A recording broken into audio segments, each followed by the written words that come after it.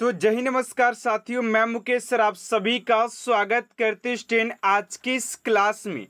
Student अगर आप सभी भी एसएससी एमटीएस परीक्षा 2024 एग्जाम की तैयारी कर रहे हैं तो यकीन मानिए स्टूडेंट आज की क्लास आप सभी के लिए काफ़ी ज़्यादा इम्पोर्टेंट होने वाला है, क्योंकि स्टूडेंट आज की इस क्लास के अंदर एसएससी एमटीएस 2024 एग्जाम के लिए जीके के 50 महत्वपूर्ण प्रश्न आप सभी के लिए इस क्लास के अंदर लिया गया है, जो कि आप सभी की एसएससी एमटीएस परीक्षा में बार बार पूछे जाने वाले प्रश्नों का संग्रह आज की इस क्लास के अंदर लिया गया है, जो कि आप सभी के प्रीवियस क्वेश्चन पर आधारित प्रश्नों का संग्रह लिया गया है।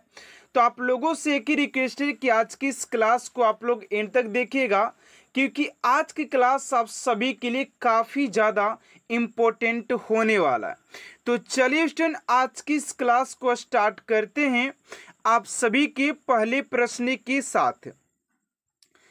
तो जैसा कि स्टूडेंट आप लोग देख पा रहे हैं कि सारे प्रश्न आप सभी के लिए काफ़ी इम्पोर्टेंट एंड एग्जाम ओरिएंटेड लिया गया है। तो पहले प्रश्न की ओर बात करते हैं। पहला प्रश्न कर रहा है कि संविधान की 6ठी अनुसूची में किस राज्य में लागू नहीं हुआ है। संविधान की 6ठी अनुसूची इनमें से किस राज्य में लागू नहीं होती है। ऑप्शन नंबर ए में असम, बी में मेघालय, सी में त्रिपुरा और डी में मणिपुर। इस क्वेश्चन का राइट आंसर हो जाएगा आप सभी का ऑप्शन नंबर डी, यानी कि मणिपुर में 6ठी अनुसूची लागू नहीं होता है। ऑप्शन नंबर डी आप सभी का राइट आंसर हो जाएगा। चलिए अगले प्रश्न की ओर बात करते हैं। आप सभी का सेकेंड नंबर प्रश्न पूछा जा रहा है कि भारत में ताजे पानी की झील सबसे बड़ी झील वुलर किस राज्य में स्थित है। कह रहा कि भारत में ताजे जल की सबसे बड़ी झील वुलर किस राज्य में स्थित है। तो इस क्वेश्चन का राइट आंसर हो जाएगा आप सभी का ऑप्शन नंबर डी, यानी कि Jammu Kashmir. Option number D आप सभी का राइट आंसर हो जाएगा क्वेश्चन नंबर सेकेंड का। चलिए अगले प्रश्न की ओर बात करते हैं। आप सभी का अगला प्रश्न क्या पूछा जा रहा है। अगला प्रश्न आप सभी से पूछा जा रहा है कि सांची का स्तूप किसने बनवाया था। सांची का स्तूप किसने बनवाया था। ऑप्शन नंबर ए में अशोक, बी में गौतम बुद्ध, सी में चंद्रगुप्त और डी में खरगोन। इस क्वेश्चन का राइट आंसर हो जाएगा आप सभी का ऑप्शन नंबर ए, यानी कि ये सांची का जो स्तूप था अशोक के द्वारा बनवाया गया था। ऑप्शन नंबर ए आप सभी का राइट आंसर हो जाएगा। चलिए अगले प्रश्न की ओर बात करते हैं। आप सभी का 4 नंबर प्रश्न यहाँ पर पूछा जा रहा है। कह रहा है कि अमरकोश के लेखक अमर सिंह किस शासक के दरबार से जुड़े थे। ये सारे क्वेश्चन आप सभी के लिए काफ़ी ज़्यादा इम्पोर्टेंट है। कह रहा है कि अमरकोश के लेखक अमर सिंह किस शासक के दरबार से जुड़े थे। तो राइट आंसर हो जाएगा आप सभी का ऑप्शन नंबर डी, यानी कि चंद्रगुप्त द्वितीय। चंद्रगुप्त द्वितीय ऑप्शन नंबर डी आप सभी का राइट आंसर हो जाएगा। चलिए अगले प्रश्न की ओर बात करते हैं स्टूडेंट। उससे पहले आप सभी से एक छोटा सा रिक्वेस्ट है, एंड अभी तक आप मेरे चैनल को सब्सक्राइब नहीं किए तो प्लीज़ स्टूडेंट चैनल को सब्सक्राइब कर साथ साथ बेल आइकन को प्रेस कर दीजिएगा, ताकि ऐसा मोस्ट इम्पोर्टेंट क्लास स्टूडेंट आप तक सबसे जल्द पहुँचते रहे। चलिए 5 नंबर प्रश्न की ओर बात करते हैं। आप सभी का 5 नंबर प्रश्न क्या पूछा जा रहा है। कह रहा है कि घंटा मर्दाला कहाँ का लोक नृत्य है। घंटा मर्दाला कहाँ का लोक नृत्य है। तो 5 का राइट आंसर हो जाएगा आप सभी का Andhra Pradesh. Option number C आप सभी का राइट आंसर हो जाएगा। चलिए अगले प्रश्न की ओर बात करते हैं। आप सभी का 6 नंबर प्रश्न क्या पूछा जा रहा है, ध्यान दीजिएगा। 6 नंबर प्रश्न कह रहा है कि कौन सा त्योहार इस्लाम धर्म में रमजान महीने का अंत प्रदर्शित करता है। कौन सा त्योहार इस्लाम धर्म में रमजान महीने का अंत प्रदर्शित करता है? तो 6 का जो राइट आंसर हो जाएगा आप सभी का ऑप्शन नंबर ए यानी कि Eid ul Fitr. Eid ul Fitr option number A आप सभी का राइट आंसर हो जाएगा। चलिए अगले प्रश्न की ओर बात करते हैं स्टूडेंट, आप सभी का अगला प्रश्न क्या पूछा जा रहा है, ध्यान दीजिएगा, ठीक है ना। चलिए अगले प्रश्न की ओर बात करते हैं। 7 नंबर प्रश्न आप सभी से पूछा जा रहा है। 7 नंबर प्रश्न पूछा जा रहा है कि विश्व का सबसे ऊंचा जलप्रपात किस देश में स्थित है? तो विश्व के सबसे ऊंचे जलप्रपात की बात करते हैं कि आप सभी का सबसे ऊंचा जलप्रपात किस देश में स्थित हो जाएगा? तो वेनेजुएला हो जाएगा। ऑप्शन नंबर ए आप सभी का राइट आंसर हो जाएगा।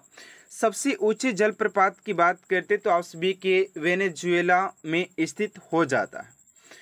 चलिए अगले प्रश्न की ओर बात करते आप सभी का 8 नंबर प्रश्न है कि सर्वाधिक देशों वाला महाद्वीप कौन सा है? सर्वाधिक देशों वाला महाद्वीप कौन सा है? ऑप्शन नंबर ए में एशिया, बी में यूरोप, सी में उत्तरी अमेरिका और डी में अफ्रीका। तो 8 का राइट आंसर हो जाएगा आप सभी का अफ्रीका, जो कि सबसे सर्वाधिक देशों वाला महाद्वीप है। लेकिन सबसे बड़े अगर महाद्वीप की बात करते तो एशिया हो जाएगा, ठीक है ना। चलिए अगले प्रश्न की ओर बात करते हैं। आप सभी का 9 नंबर प्रश्न पूछा जा रहा है कि करीबा बांध निम्नलिखित में से किस नदी पर स्थित है? करीबा बांध निम्नलिखित में से किस नदी पर स्थित है? करे कि करीबा बांध निम्नलिखित में से किस नदी पर स्थित है? तो 9 का राइट आंसर हो जाएगा आप सभी का जेम्बेजी। बेजी हो जाएगा। ऑप्शन नंबर ए आप सभी का राइट आंसर हो जाएगा। चलिए अगले प्रश्न की ओर बात करते हैं स्टूडेंट, आप सभी का अगला प्रश्न क्या पूछा जा रहा है, ध्यान दीजिएगा। अगला प्रश्न आप सभी से पूछा जा रहा है कि वह कौन सा ब्रिटिश सेनापति था जिसकी 1857 के विद्रोह को दबाने में महत्वपूर्ण भूमिका रही है? वह कौन सा ब्रिटिश सेनापति था जिसकी 1857 के विद्रोह को दबाने में महत्वपूर्ण भूमिका रही है? तो 10 का राइट आंसर हो जाएगा आप सभी का ऑप्शन नंबर सी यानी कि कैंप बेल हो जाएगा। ऑप्शन नंबर सी आप सभी का राइट आंसर हो जाएगा। चलिए अगले प्रश्न की ओर बात करते आप सभी का 11 नंबर प्रश्न क्या पूछा जा रहा है। करें कि 1857 की क्रांति का चिन्ह क्या निश्चित किया गया था? 1857 की क्रांति का चिन्ह क्या निश्चित किया गया था? 11 का हो जाएगा आप सभी का कमल एवं चपाती। कमल एवं चपाती आप सभी का राइट आंसर हो जाएगा।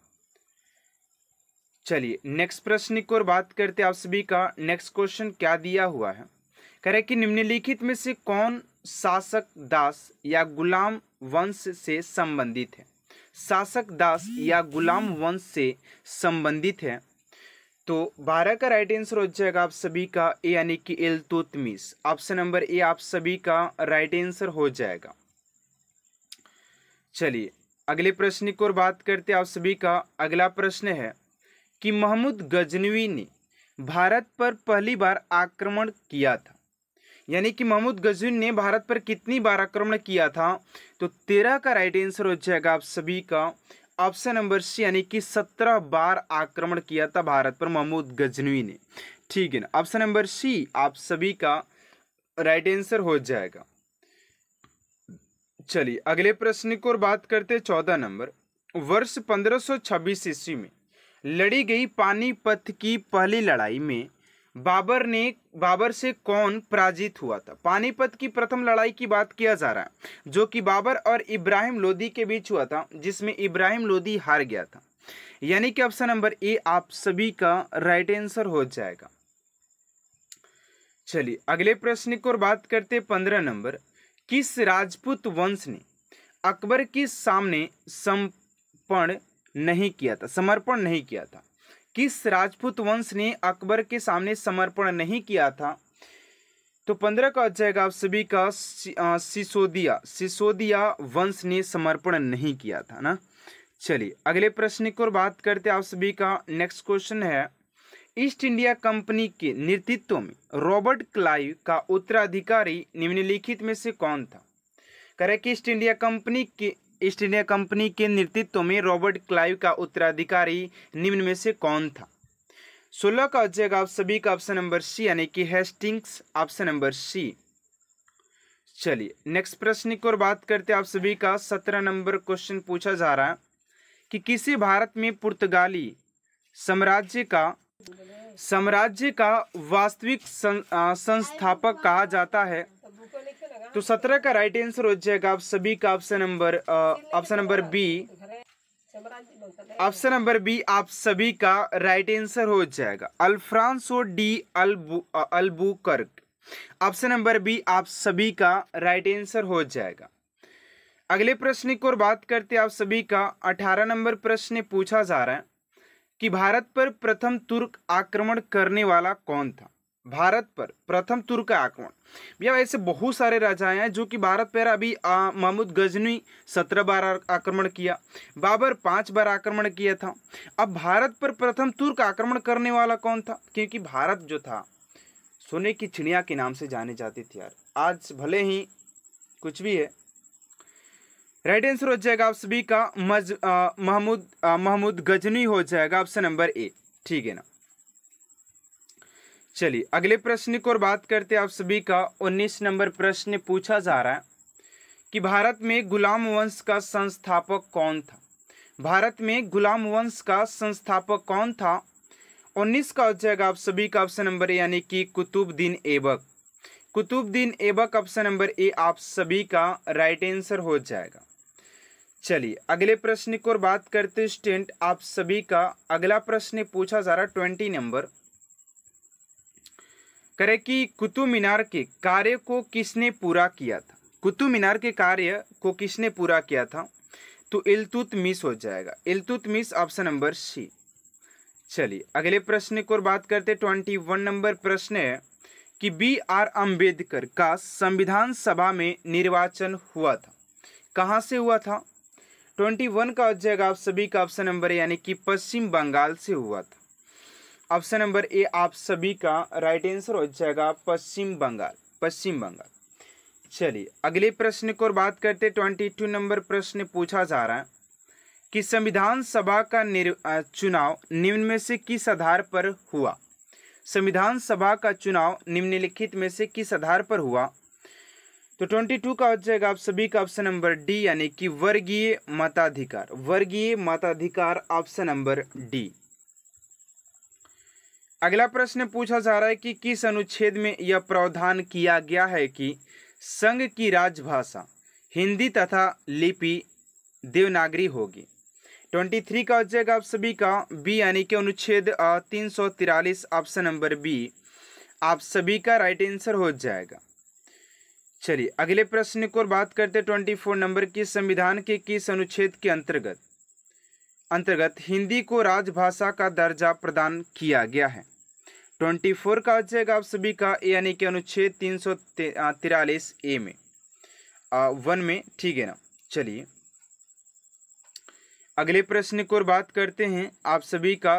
25 नंबर है कि भारत के राष्ट्रपति की तुलना निम्नलिखित में से किस से करना सर्वाधिक उचित है? किसके राष्ट्रपति से? तो 25 का हो जाएगा सी, यानी कि ब्रिटेन के सम्राट से, ऑप्शन नंबर सी। 26 नंबर प्रश्न पूछा जा रहा है कि कुचिपुड़ी किस राज्य का नृत्य शैली है? तो कुचिपुड़ी की बात करते तो आंध्र प्रदेश हो जाएगा, ठीक है ना। चलिए अगला प्रश्न है कि निम्न में से कौन एक उत्तर भारतीय नृत्य है? तो 27 का हो जाएगा आप सभी का ऑप्शन नंबर ए, यानी कि कथक। ऑप्शन नंबर ए आप सभी का राइट आंसर हो जाएगा। चलिए अगले प्रश्न की ओर बात करते 28 नंबर प्रश्न पूछा जा रहा है कि निम्नलिखित 4 वेदों में से किस एक में जादुई माया और वशीकरण का वर्णन है? यानी कि ऐसा कौन सा वेद है जिसमें कि जादुई टोना या वशीकरण, जादू टोना जो होता है ना, वो किसमें निहित है?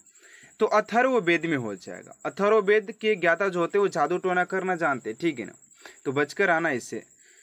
ऑप्शन नंबर सी हो जाएगा। चलिए अगले प्रश्न को और बात करते हैं। 29 नंबर प्रश्न है कि महाकुंभ कितने वर्ष के अंतर्गत होता है, अंतराल में होता है। तो 29 का हो जाएगा आप सभी का ए यानी कि 12 वर्ष। चलिए अगले प्रश्न को और बात करते। कुतुब मीनार स्थित है। तो आज के लास्ट प्रश्न स्टूडेंट, आप सभी को आज की क्लास कैसा लगा कमेंट बॉक्स में जरूर बताइएगा। और कुतुब मीनार कहाँ पर स्थित, ये क्वेश्चन का आंसर आप सभी को कमेंट बॉक्स में देना है। एंड देखते हैं कितने स्टूडेंट इस क्वेश्चन का राइट आंसर कमेंट बॉक्स में दे पाते हैं। तो आज की इस क्लास को यहीं तक एंड करते। आप सभी को क्लास कैसा लगा कमेंट बॉक्स में जरूर बताइएगा। अगर आज की क्लास आप सभी को अच्छा लगे तो प्लीज चैनल को सब्सक्राइब कर साथ साथ बेल आइकन को प्रेस कर दीजिएगा, ताकि ऐसा मोस्ट इंपोर्टेंट क्लास स्टूडेंट आप तक सबसे जल्द पहुंचते रहे।